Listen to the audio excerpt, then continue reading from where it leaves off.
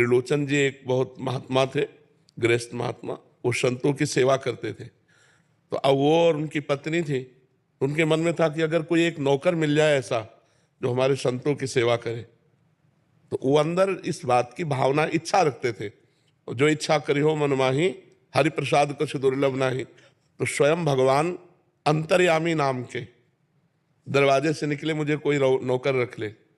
16 वर्ष की अवस्था, देखा फटे पुराने कपड़े पहने, त्रिलोचन जी धनी महात्मा थे। तो उन्होंने कहा कितना पेमेंट आप लेंगे?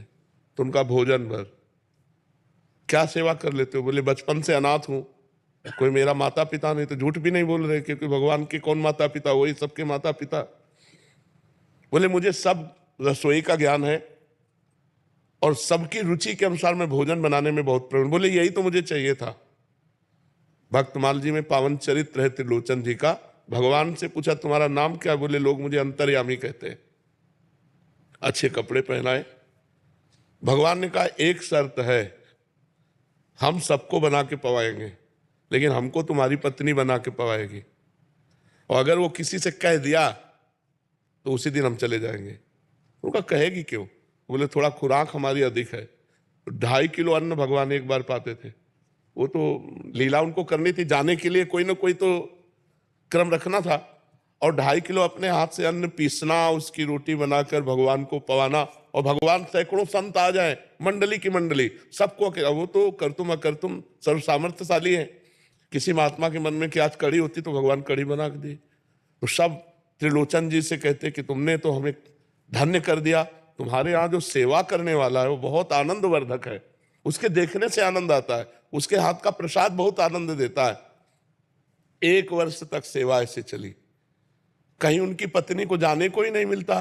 सुबह शाम 2 बार भोजन पाना और 2.5 किलो पाना, तो अपने हाथ से पीसना। तो एक दिन समय निकाल के पड़ोसन के पास गए, तो पड़ोसन ने कहा बहुत दुबली हो गई हो। तो उन्होंने कहा देखो तुम्हें कसम है किसी से कहना नहीं। एक हमारे यहाँ नौकर आया है तो बहुत अच्छा, लेकिन बहुत खाता है। 2.5 किलो सुबह खाता है, 2.5 किलो शाम के खाता है। ये कहना नहीं किसी से।